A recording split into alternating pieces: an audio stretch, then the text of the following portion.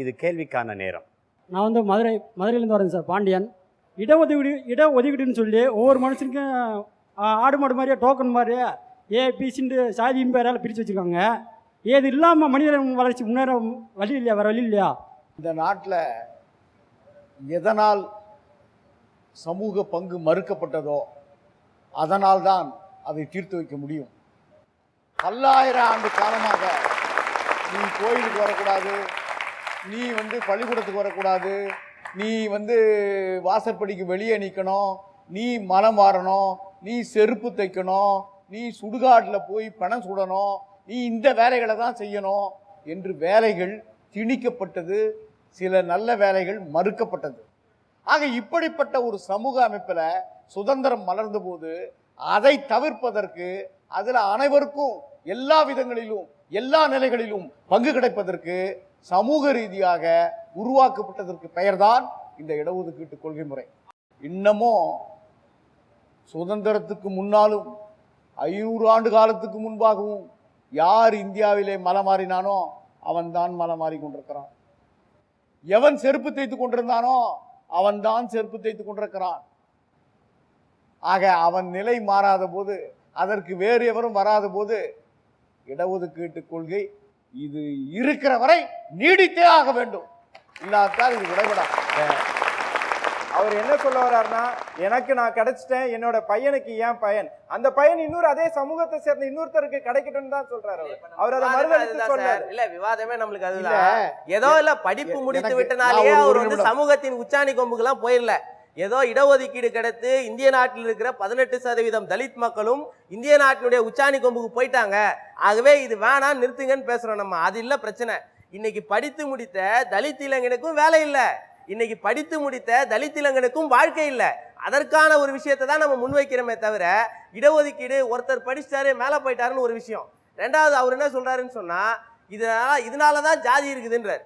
ஜாதி இருந்ததுனால் இடஒதுக்கீடு பேசணுமே தவிர இடஒதுக்கீடுனால் ஜாதி வாழலை. ஜாதி வாழ்ந்ததால் தான் இடஒதுக்கீடை பேசணும். ஜாதி வாழ்ந்து ஐயா சொன்ன மாதிரி இன்னார் தான் இதை செய்யணும், இன்னார் தான் இதை செய்யணும் சொல்லி தலையில் நிர்பந்தித்ததை எதிர்த்து திமிரி எழுவதற்கு ஒரு வாய்ப்பு. இன்னும் கதவு திறக்கல, ஜன்னலை திறந்து வச்சிருக்கிறோம். கதவை திறப்பதற்கு இன்னும் வழி இல்லாம முட்டிக்கிட்டு இருக்கிறோன்றதுதான் உண்மை. அருமை அருமை. நான் இதுக்கு ஒரு வழக்கறிஞர் வேல்முருகன் கேட்டார் பாருங்க, அவருடைய கேள்வின்னு. அவருடைய கேள்வி மட்டுமல்ல, உங்களுடைய கேள்வி மட்டுமல்ல. இந்த இடஒதுக்கீட்டு முறை வந்ததிலிருந்து நிறைய திரிபுவாதிகள் எழுப்பி கொண்டிருக்கிற கேள்வி, ஆஹா இது அவர்களுக்கு கிடைக்கவில்லையே, மற்றவர்களுக்கும் இது போய் சேரவில்லையேங்கிறது. என்ன நிலைமைன்னா, இந்தியாவினுடைய இந்த ஆட்சி அமைப்பில் இராணுவ அமைச்சராக இருந்தார் பாபு ஜெகஜீவன் ராம். 32 ஆண்டு காலம் அமைச்சராக இருந்தவர். ஒரு நாள் 2 நாள் அல்ல, பார்க்காத துறை இல்லை, துணை பிரதமராக வரையிலே இருந்தவர். ஒரு சாதாரணமாக சம்புரானந்தர் திருவுருவ சிலையை அவருடைய ஊரில் போய் அவர் திறந்து வச்சாரு. மறுநாள் அது தீட்டுப்பட்டுச்சுன்னு காசி ஆளுங்கள்லாம் கழுவினாங்க. இராணுவ அமைச்சர், முப்படையினுடைய தலைவர் கழுவுனத. இப்போ உத்தரப்பிரதேசத்தில் ஒரு உயர்நீதிமன்ற நீதிபதி, அவர் மாதிரி, அவர் ஒரு தாழ்த்தப்பட்ட சமூகத்தை சேர்ந்தவர், அவர் மாதிரி இன்னொரு நீதிபதி உட்கார்றார், நாற்காலியை தீட்டுப்பட்டுச்சின்னு கழுவுறார். ஆக சாதியம் என்பது அது இவர் எனக்கு கிடைத்தது என் மகனுக்கு கிடைக்க கூடாது அப்படின்னு சொல்றதுக்கு உரிமையே கிடையாது. அந்த மகனும் சாதியத்தால் பிணிக்கப்பட்டிருக்கிறான், தாக்கப்பட்டிருக்கிறான், நசுக்கப்பட்டிருக்கிறான், இழிவுபடுத்தப்பட்டிருக்கிறான் என்கிற போது அவருக்கும் இடஒதுக்கீடு வேண்டும். அதுதான் உரிமை. ஐயா, நான் இதுல ஒரு சின்ன நான் அந்த அடிப்படையிலே சொல்ல, அத நீங்க சொன்ன விஷயம் நீங்க எந்த அடிப்படையில ஜாதி ஒதுக்கீடு இல்லை என்பதல்ல கருத்து. நீங்க எல்லாருக்கும் பரவலா கொடுக்கறதுன்றது கருத்து. அதாவது பாசுல அம்பேத்கர் மொழியில பதில் சொன்னா, இந்த வருஷமா சாதி ரீதியாக ஒடுக்கப்பட்ட மக்களுக்கு ஏதோ 60 வருஷத்துல இவங்க கொடுத்த இந்த இடஒதுக்கீடு உச்சத்துக்கு போயிடுச்சுன்னு சொல்றதா இவங்க விவாதம். அது இல்ல, தவறுதலா புரிஞ்சுக்கிறாங்க. குவான்டிட்டி ஒரே அளவுதான், அது எல்லாருக்கும் பகிர்ந்தளிக்கப்படணும்ன்றதான் என்னோட எண்ணம். அது யாரும் மறுக்க ஒரு நொடி. இந்த நாட்டுல இன்னமும் நான் ஒரு வக்கீலுங்க, அதனால ஒரு வக்கீல் பொண்ணு ஓணுங்கன்னு ஒரு வக்கீல் போய் கேட்டதா நான் பார்க்கல. நான் இந்த சமூகத்தை சேர்ந்த வக்கீலுங்க. இந்த சமூகத்தை நீங்க காலையில நீங்க இந்து பேப்பர் எடுங்க, பத்திரிகை எடுங்க, மணமகன் மணமகள் தேவை, இன்னாருக்கு, இந்த சாதியை சார்ந்தவருக்கு, இந்த சாதியை சேர்ந்த இன்னா தகுதியை உடைய மணமகள் தேவை. ஆனா மருத்துவமனைக்கு பி பாசிட்டிவ்னா பி பாசிட்டிவ் தான் தேவை,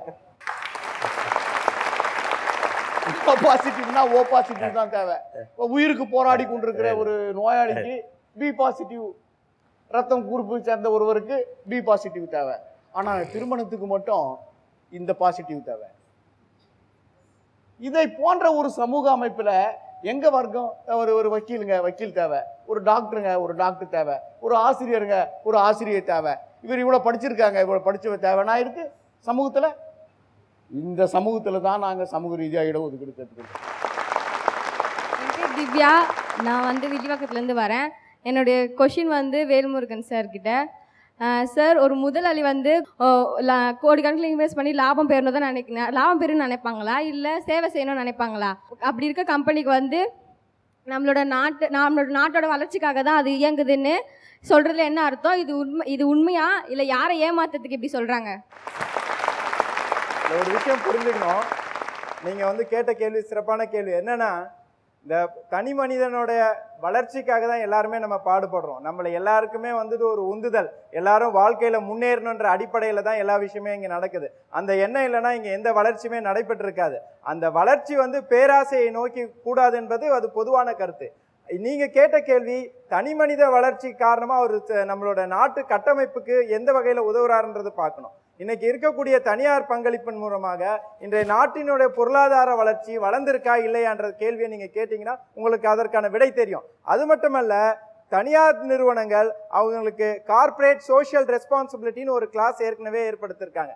அவங்களுடைய பங்களிப்புல அட்லீஸ்ட் 10 to 15% வந்து அவங்க சமூக சேவைக்கான பங்களிப்பா அளிக்கணும்னு ஏற்கனவே அவர்களுக்கு அந்த கார்ப்பரேட் ரெகக்னேஷன் கொடுக்கும் போதே கொடுத்துருக்காங்க. இந்த பயனெல்லாம் நம்ம கேட்கறது கிடையாது. நம்ம தனியார் அவன் ஒருத்தன் வளர்ந்துறான்ற இந்த பார்வையை மட்டும் பார்க்காம அவர்களோட பங்களிப்பு இந்த மக்களுக்கு பரவணுன்ற கேள்வியை வந்து அரசாங்கங்கள் தொடர்ந்து செய்யுங்க. மிகப்பெரிய பிரச்சனையை வந்து அரசாங்கங்கள் தனியார் நிறுவனத்தோட பின்னாடி போயிடுறாங்க. அரசாங்கங்கள் தனியார் நிறுவனத்தை செயல்படுத்துறதை விட்டுட்டு அவங்க பின்னாடி இருந்துக்கிறனால தான் பிரச்சனை. என்னைக்கு அரசாங்கங்கள் தனியார் நிறுவனத்தை கேள்வி கேட்டு நீ இந்த காரியங்களை செய்யணும், அப்பதான் உன்னோட இந்த கார்ப்பரேட் ரெகக்னிஷன் கொடுக்கணும்னு என்னைக்கு ஒரு நிலையை உருவாக்குறாங்களோ நிச்சயமா அன்னைக்கு தனியார் நிறுவனங்கள் இதுக்கு உட்பட்டு தான் செயல்படுவாங்க. அதனால அரசு இங்க பிரச்சனையே என்னன்னா, அரசாங்கம் அவர்களோட பொறுப்பை தட்டி கழிக்கிறாங்க. அதை தொடர்ந்து மக்களும் வந்து அதனுடைய நிலையை கேட்கறது இல்லை. அது மாதிரி ஒரு கேட்க வேண்டிய நிலையை தான் நம்ம எடுத்துட்டு போறப்ப தனியார் நிறுவனங்கள் நிச்சயமா மக்களுக்கு கட்டுப்பட்டு தான் செயல்படுவாங்க, அரசாங்கத்துக்கு கட்டுப்பட்டு தான் செயல்படுவாங்கன்ற நிலையை உருவாக்க நம்ம எல்லாருமே செயல்படணுன்றத என்னோட கருத்து. வணக்கம், என் பேர் ரமேஷ், நான் கோயம்புத்தூர்லேருந்து வரேன். வெள்ளைக்காரன் வந்து நம்மளை அடிமைப்படுத்திட்டு நம்ம நாட்டில் இருக்க வளத்தை எல்லாத்தையும் சுரண்டி எடுத்தான். அதனால் நம்ம பொங்கி எடுத்து போராட்டம் பண்ணி சுதந்திரம் வாங்கணும். இப்போ என்ன நடக்குது அப்படின்னா, தனியார் மயமாக்கப்பட்டதுங்காட்டி அவங்க வந்து நம்மளை அடிமைப்படுத்திட்டு இந்த இளைஞரோட நலத்தையும் நாட்டோட வளத்தையும் சுரண்டிட்டு இருக்கிறாங்க. இதுக்கு போராட்டம் பண்ணி தான் தீர்வு கிடைக்குமா, இல்லை வேற வழி இருக்கா? இதில் ஒரு விஷயம் என்னன்னா, அண்ணன் சொன்ன மாதிரி போராட்டம் பண்ணனா நம்மளாலே நம்மளை அடிக்கிறான். இதுக்கு என்ன பண்றது? இன்னைக்கு நீங்க ஒரு ஜியோ பொலிட்டிக்கல் சுச்சுவேஷனையும் பார்க்கணும். இன்னைக்கு என்ன நடக்குதுன்றது.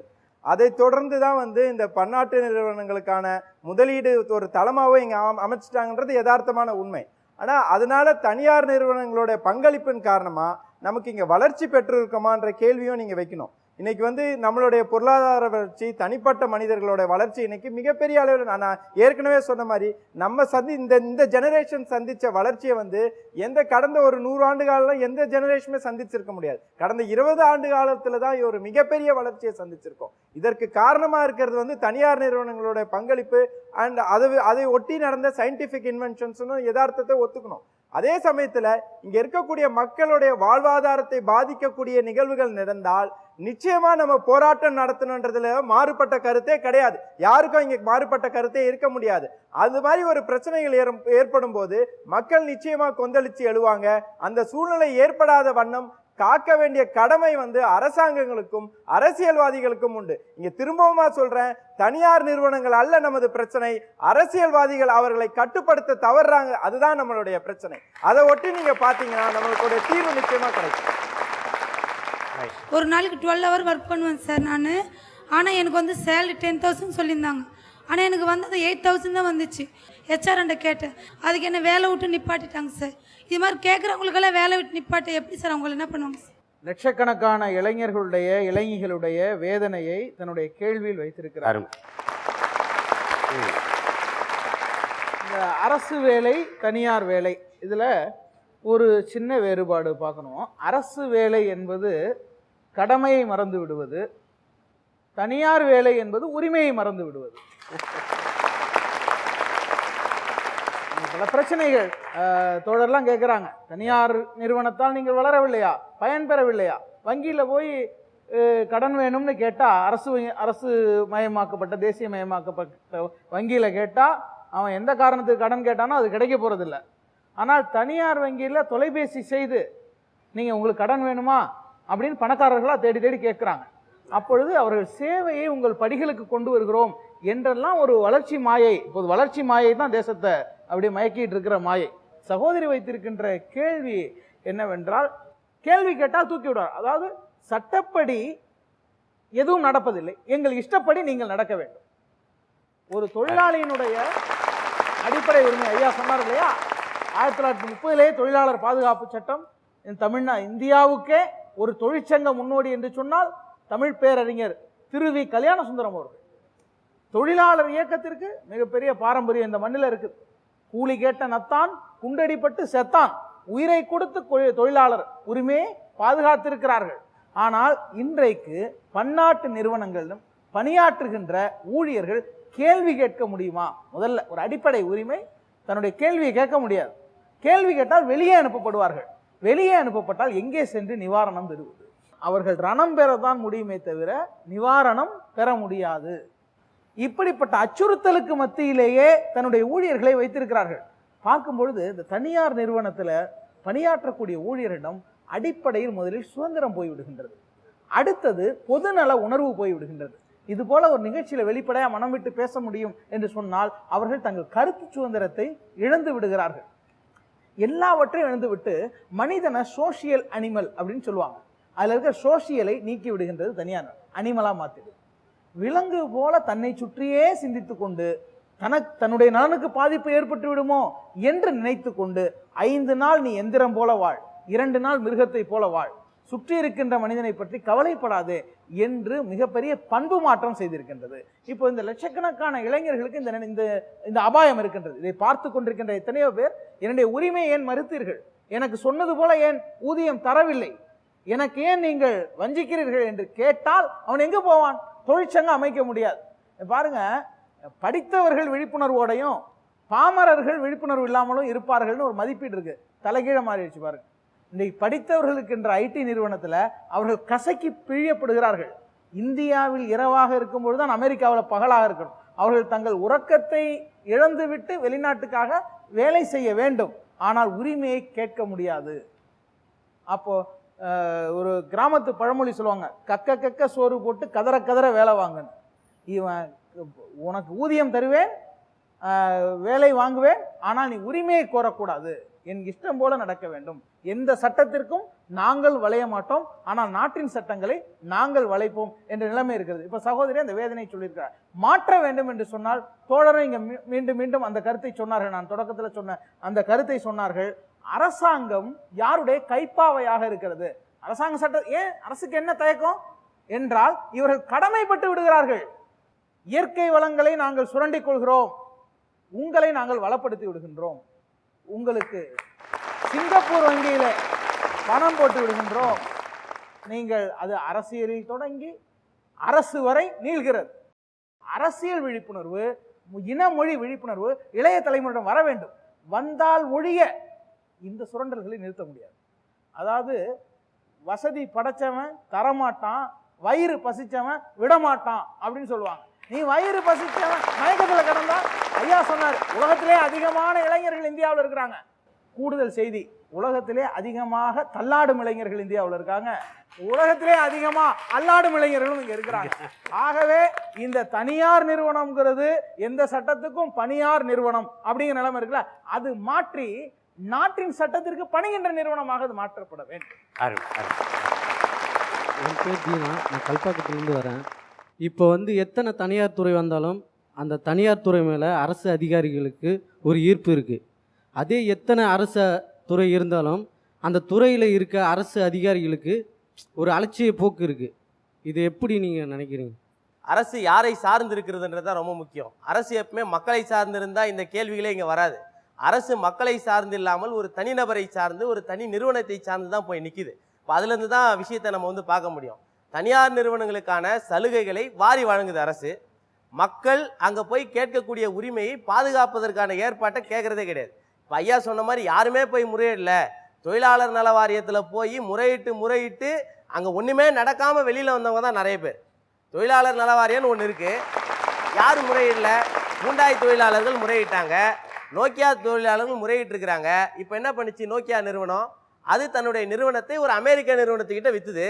அங்கே இருக்கிற தொழிலாளர்கள் என்னன்னாங்க, அங்கே இருக்கிற தொழிலாளர்கள் யாருன்னா 12வது படித்து முடித்தவொடனே வா உனக்கு நான் வேலை கொடுக்குறேன்னு கூப்பிட்டு போனேன். நீ அதுக்கப்புறம் காலேஜ் படிக்க வேணாம், உனக்கு நான் நீ எப்போ எவ்வளோ சம்பளம் எதிர்பார்க்குற, 8000 ரூபாயா 10,000 ரூபாயா வான்னு கூட்டிகிட்டு போனேன்.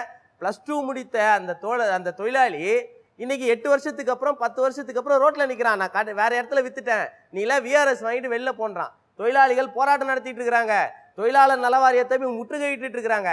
அரசு செவிசாய்க்கல. அரசு செவிசாய்த்திருந்தால் இது பாதுகாக்க முடியும். அதுதான் தொழிலாளியுடைய நிலைமை. நீங்கள் ரோட்டில் கரும்பு ஜூஸ் போடுறான் பாருங்க, கரும்பை நல்லா புழிஞ்சு எல்லா ஜூஸையும் அவன் எடுத்துக்கிட்டு சக்கையாக தொழிலாளியை வெளியில் போடுறான். அதை அரசாங்கம் வேடிக்கை பார்க்குது, தொழிலாளர் நல வாரியம் வேடிக்கை பார்க்குதுன்றதான் நம்முடைய வேதனையார். என்னோட பேர் மனோஜ், நான் பாண்டிச்சேரியிலேருந்து வரேன் சார். நான் வேல்முருகன் சார்கிட்ட ஒரு கொஸ்டின் கேட்கணும் சார். இப்போ ஒரு ப்ரைவேட் செக்டார் அப்படின்னா ஒரு ப்ரைவேட் கம்பெனி இந்தியாவில் ஆரம்பிக்கணும்னா கவர்மெண்ட் ஆஃப் இந்தியா வந்து ரூல்ஸ் அண்ட் ரெகுலேஷன்ஸ் கண்டிப்பாக வச்சுருப்பாங்க. அந்த ரூல்ஸ் அண்ட் ரெகுலேஷன்ஸில் அன்எம்ப்ளாய்மெண்ட்டை ஒழிக்கணுன்றதுக்கு ஏதாவது ஒரு பாயிண்ட்ஸ் இருக்கா? அப்படி இருந்துருந்துச்சுன்னா இந்த ஒரு 30 வருஷத்தில் அன்எம்ப்ளாய்மெண்ட்ன்ற வார்த்தை கண்டிப்பாக அழிஞ்சிருக்கணுமே, ஏன் அழியல? இல்லை, உங்கள் கேள்வி வந்து அன்எம்ப்ளாய்மெண்ட் ஒழிக்க முடியுமான்னு கேட்டால் நிச்சயமாக இன்ற நிலையில் வந்து ஒழிக்க முடியல. காரணம் என்னென்னா, அரசாங்கம் வந்து கிட்டத்தட்ட மத்திய அரசாங்கத்தில் இருக்கக்கூடிய வேலைவாய்ப்புகள் 35 லட்சம் பேருக்கு தான் மத்திய அரசாங்கம் வேலைவாய்ப்பு வழங்குது. பப்ளிக் செக்டார் இன்க்ளூடிங் 35 லட்சம் பேருக்கு தான் வேலைவாய்ப்புகள் வழங்குறாங்க. அதே மாதிரி தமிழக அரசாங்கத்தோட ஒட்டுமொத்த எம்ப்ளாயீஸ் பார்த்தீங்கன்னா கிட்டத்தட்ட 18 லட்சம் பேர் தான். இதுதான் யதார்த்தமான நிலை. அப்போ வரக்கூடிய நிறுவனங்கள் இங்கே இருக்கிறவங்களுக்கு தான் வேலைவாய்ப்பு வழங்கிட்டு இருக்கிறாங்க. வெளியிலேருந்து நம்ம நாடு மாதிரி நம்ம தான் இங்கேருந்து வெளிநாட்டுகளுக்கு வந்து வேலைவாய்ப்பு தேடி போகிறோமே தவிர, இங்கே இருக்கிற நிறுவனங்கள் இங்கே இருக்கிறவங்கள வச்சு தான் அதில் வந்து ஜஸ்ட் ஏதோ அந்த மேல்மட்ட லெவலில் வேணால் வெளிநாட்டிலேருந்து எக்ஸிக்யூட்டிவ் ஆஃபீஸர்ஸ் லெவலில் வராங்களே ஒழிய மற்ற பணியிடங்கள் எல்லாமே இங்கே இருக்கக்கூடிய நம்முடைய சகோதரர்கள் தான் பணிபுரிகிறாங்க. ஸோ அடுத்து அரசாங்கம் வந்து இந்த தனியார் அமைப்புகளோட வேலைவாய்ப்பை உருவாக்கும் போது அவர்களுக்கு மற்ற துறையிலையும் வந்துட்டு பொதுவாக இருக்கக்கூடிய துறையிலையும் வேலைவாய்ப்பை உருவாக்கி தரணுன்ற நிர்பந்தம் கொடுக்கணும். அது ஏற்கனவே சட்ட ரீதியாக அவங்க புரிந்துணர்வு அந்த ஒப்பந்தம் போடும் போது அதில் சொல்லி தான் செய்கிறாங்க. ஆனால் நம்மகிட்ட அதிகப்படியான மனித சக்தி இருக்குது. அதுதான் நமக்கு இருக்கக்கூடிய பிரச்சனையும், அதுதான் நமக்கு இருக்க ஆதரவும். அதுதான் மனித சக்தியை எப்படி மாற்றணும், அவர்களுக்கான பங்களிப்பு எப்படி அளிக்கணும், நீங்கள் தெளிவான பார்வை சரியா இல்லை, அதான் பிரச்சனை.